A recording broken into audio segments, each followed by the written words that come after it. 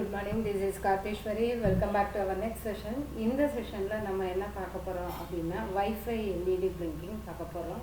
அதாவது ஒரு note MCU வச்சு எல்இடி பிளிங்கிங் வைஃபை மூலமா எப்படி பண்றது அப்படிங்கறத பார்க்க போறோம். ஸோ அதுக்காக நம்ம எடுத்திருக்கோம் ஆர்டினோ. அதில் தான் கோடிங் எழுத போகிறோம். ஸோ இந்த சாஃப்ட்வேரில் கோடிங் எழுதும்போது நம்ம என்ன பேக்கேஜ் போடுறோம் அப்படின்னா நோட் MCU அப்படிங்கிற பேக்கேஜ் போடுறோம். பிஃபோராக பார்த்தீங்கன்னா இந்த டூல்ஸில் உங்களுக்கு போர்டு பார்த்தீங்கன்னா ஆர்டினோவுடைய போர்டு இருந்திருக்கும். ஸோ ஆர்டினோ UNO அப்படிங்கிற போர்டு யூஸ் பண்ணியிருப்போம். இப்போ நோட் MCU அப்படிங்கிற போர்டு நமக்கு தேவைப்படுது. ஸோ அந்த போர்டு இங்கே உங்களுக்கு வந்துடும். நீங்கள் செலக்ட் பண்ண உடனேயும் இந்த கர்சர் காட்டுற இடத்துல நோட் MCU ESP12E அப்படின்னு வந்துடும். அப்போ இந்த நோட் MCUன்னா என்ன, அந்த பேக்கேஜ் எப்படி இதில் இன்ஸ்டால் பண்ணணும் அப்படிங்கிறத ஃபஸ்ட்டு இனிஷியேட் பண்ணிக்கலாம். ஸோ நோட் MCU அப்படிங்கிறது இப்படி தான் இருக்கும். அதாவது ஆர்டினோவில் உங்களுக்கு இன்பில்ட் வைஃபை கிடையாது. ஸோ வைஃபை அப்ளிகேஷனுக்கு போகணும் அப்படின்னா நம்ம என்ன பண்ணுறோம், இந்த நோட் MCU போர்டை ப்ரிஃபர் பண்ணிக்கிறோம்.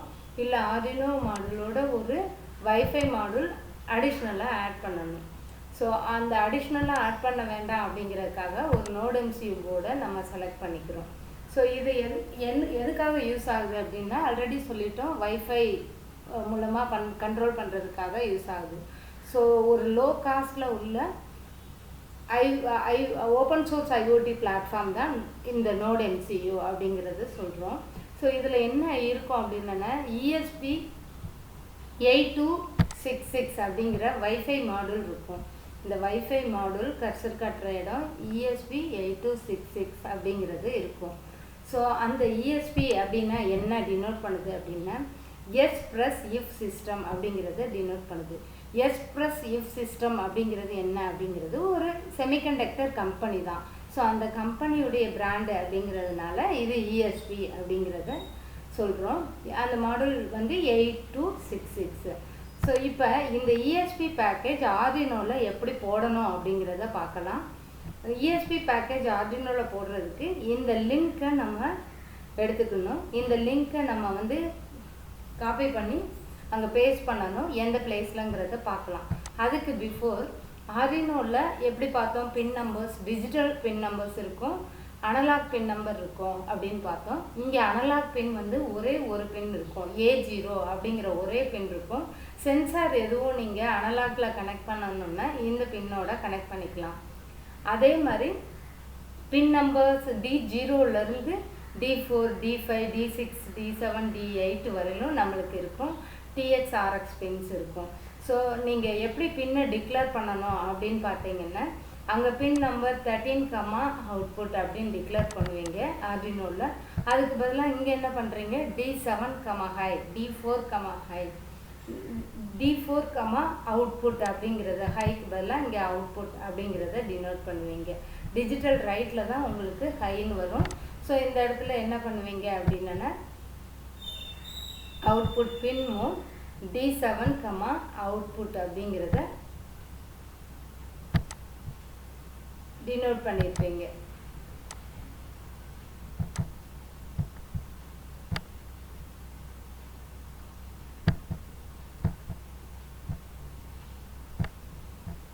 அப்படின்னு எழுதியிருப்பீங்க.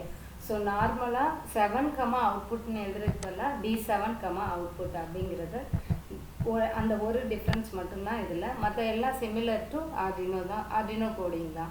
ஸோ இப்போ இந்த பேக்கேஜை நம்ம காப்பி பண்ணிக்கணும். பேக்கேஜை காப்பி பண்ணிவிட்டு ஆர்டினோவில் போய் ஃபைலில் ப்ரிஃபரன்ஸில் போய்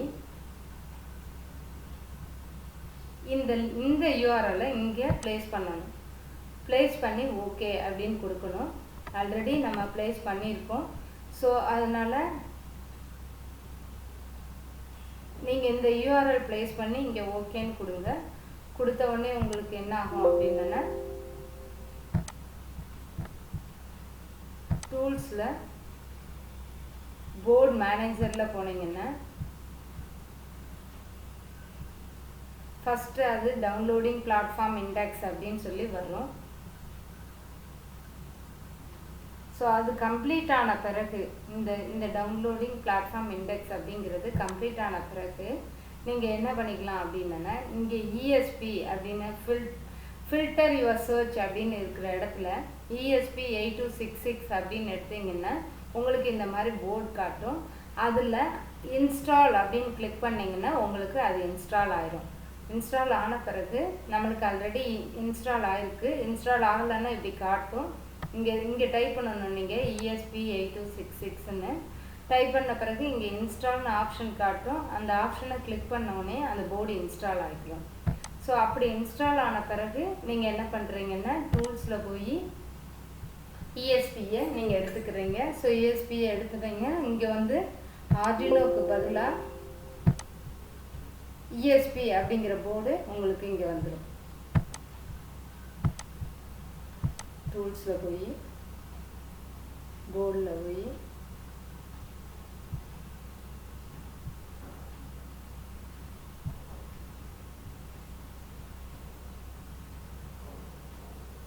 ஸோ இங்கே போர்டு காட்டலை. ஸோ நான் திரும்பி ஒன்ஸ் அகெயின் அந்த பேக்கேஜை உங்களுக்கு இன்ஸ்டால் பண்ணி காட்டுறேன்.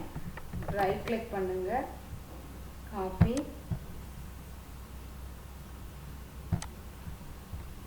இங்கே ஃபைலில் ப்ரிஃபரன்ஸில் பேஸ்ட் வரல,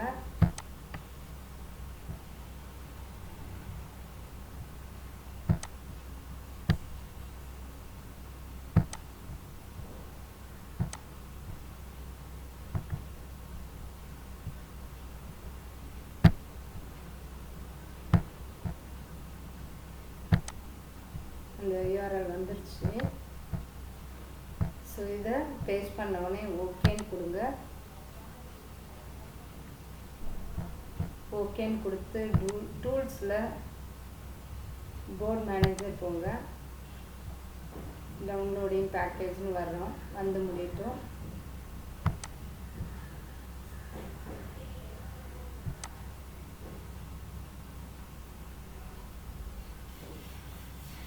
ஸோ இப்போ ஃபில்டர் சர்ச்சில்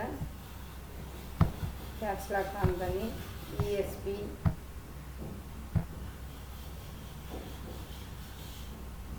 A266 அப்படின்னு போடுங்க. அப்படின்னு போட்டிங்கன்னா இங்கே போர்டு வந்து இன்ஸ்டால்டு அப்படின்னு இருக்குது. ஸோ இல்லை நீங்கள் ஃபஸ்ட் டைம் இன்ஸ்டால் பண்ணுறீங்கன்னா இங்கே இன்ஸ்டால் பண்ணணும். ஸோ அப்படி பண்ணிக்கிட்டிங்கன்னா உங்களுக்கு போர்டு இன்ஸ்டாலேஷன் முடிஞ்சிடும். ஸோ அதுக்கப்புறம் இங்கே கோடிங்க்கு வருவோம். இந்த கோடிங்கில் பார்த்தீங்கன்னா இன்க்ளூட் ESP wifi.h எப்படி வந்து stdio.hன்னு சியில் எழுதுவோமோ அதே மாதிரி ESP wifi.h அப்படின்னு எழுதிக்கிறீங்க. ஸோ இதில் SSID பாஸ்வேர்டு அப்படிங்கிறது என்ன அப்படின்னா நம்மளுடைய ஹாட்ஸ்பாட், எந்த ஹாட்ஸ்பாட்டை நீங்கள் இதோட லிங்க் பண்ண போகிறீங்க உங்களுக்கு வைஃபை பிளிங்கிங் வர்றதுக்காக அந்த ஹாட்ஸ்பாட் ஐடியும் பாஸ்வேர்டும் இங்கே கொடுத்துக்கிறீங்க. வைஃபை சர்வர் 80 அப்படின்னா இது வந்து நார்மலாக வந்து ஒரு HTTP ப்ரோட்டோக்கால் பண்ணுறதுக்காக உள்ள டிஃபால்ட்டு போர்ட்டு தான் இந்த போர்ட் 80 அப்படிங்கிறது. ஜென்ரலி இன்டர்நெட்டோட கனெக்ட் பண்ணுறதுக்கு இந்த 80ங்கிறது லிங்க் இருக்கும். ஸோ அடுத்தது வந்து இது பாட் ரேட்டு 1,15,200 கொடுத்துருக்கோம். ஸோ இப்போ இங்கே பார்த்தீங்கன்னா நான் ரன் பண்ணி வச்சுருக்கேன் கோடிங். இங்கே பார்த்தீங்கன்னா இங்கேயும் அதே பாட் ரேட் இருக்கும். ஸோ அப்படி கொடுக்கல அப்படின்னா உங்களுக்கு என்ன ஆகும்னா இங்கே இந்த மாதிரி டிஸ்பிளே வராது, இதுக்கு பதிலாக ஜங்க் கேரக்டராக வரும். ஸோ அதை பார்த்தோன்னே நீங்கள் என்ன பண்ணிக்கலாம், இந்த பாட் ரேட்டை நீங்கள் மாற்றிக்கிட்டு அடுத்து நோடு MCUவில் இருக்க இந்த ரீசெட் பட்டனை ஒரு தடவை ப்ரெஸ் பண்ணி விட்டீங்கன்னா உங்களுக்கு போர்டு ரீசெட் ஆகிக்கிட்டு உங்களுக்கு நார்மலாக கேரக்டர்ஸ் டிஸ்பிளே ஆக ஆரம்பிச்சிடும். ஸோ இந்த இதில் வந்து நம்ம என்ன கொடுக்க போகிறோம் அப்படின்னா D7th பின் அதாவது டிஃபால்ட்டாக D7th பின் நோடு MCU போர்டில் அவுட்புட் பின்னு என்னுடைய இதில். ஸோ அதனால் D7 அவுட்புட், D7 லோவாக எடுத்துக்கிறேன், ஹையாக எடுத்துக்கிறேன். ஸோ அதுக்காக என்ன பண்ணுறேன், எந்த SSIDயோட கனெக்ட் ஆகணும் அப்படிங்கிறத சொல்கிறேன், லிங்க் பண்ணுறேன். என்னுடைய SSID பாஸ்வேர்டோட லிங்க் பண்ணணும் அப்படிங்கிறத சொல்கிறேன். ஸோ வைஃபை கனெக்ட் ஆகி சர்வர் ஸ்டார்டட் அப்படின்னு வரப்போகுது. அதுக்காக தான் சீரியல் பிரிண்ட் எல்லாம் கொடுத்துருக்கோம். சீரியல் பிரிண்ட் எல்லாம் அப்படிங்கிறது இங்கே அந்த மாதிரி வரும் மெசேஜ், வைஃபை ஸ்டார்டட்.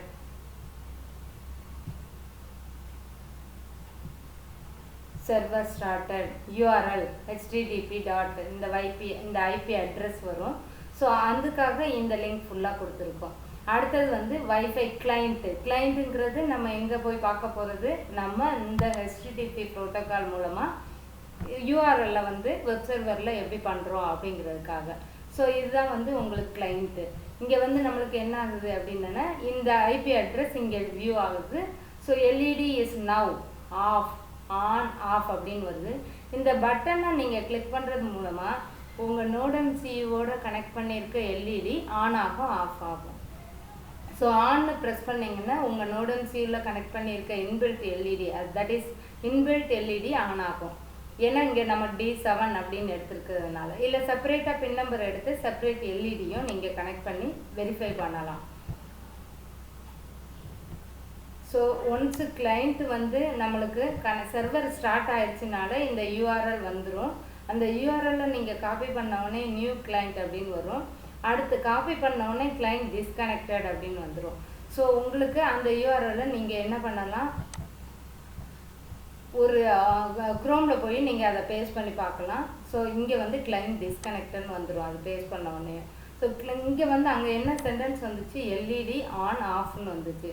ஸோ அதாவது எல்இடி அந்த இதில் பார்த்தீங்கன்னா ஸ்டேட்மெண்ட்டு அந்த IP address LED is now என்ன கண்டிஷன் அப்படிங்கிறது இருக்குது.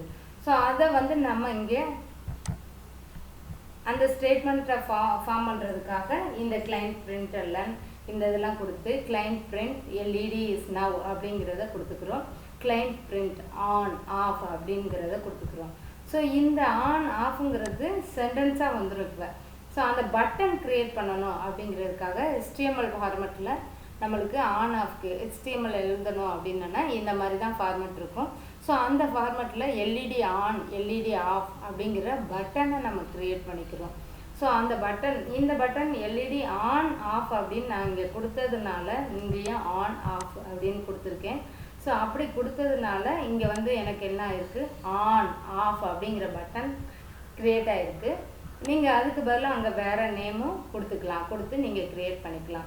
இது நாட் ஒன்லி எல்இடி, ஒரு சென்சார் ஆன் பண்ணணும் ஆஃப் பண்ணணும், இல்லை ஒரு ரோபோவை ஃபார்வர்ட் பேக்வேர்ட் ரிவர்ஸ் லெஃப்ட் 4 இது க்ரியேட் பண்ணணும். ஸோ அது எல்லாத்துக்கும் இதே HTML ஃபார்மெட் தான். இந்த ஆன் ஆஃப் மட்டும் நம்ம என்ன பண்ணிக்கலாம், உங்களுக்கு என்ன நீடோ அதை பொறுத்து நீங்கள் சேஞ்ச் பண்ணிக்கலாம். ஸோ அது ஒரு செகண்ட் டிலேயில் கிளைண்ட் டிஸ்கனெக்டட் அப்படிங்கிற மெசேஜ் நமக்கு அங்கே வந்துடும்.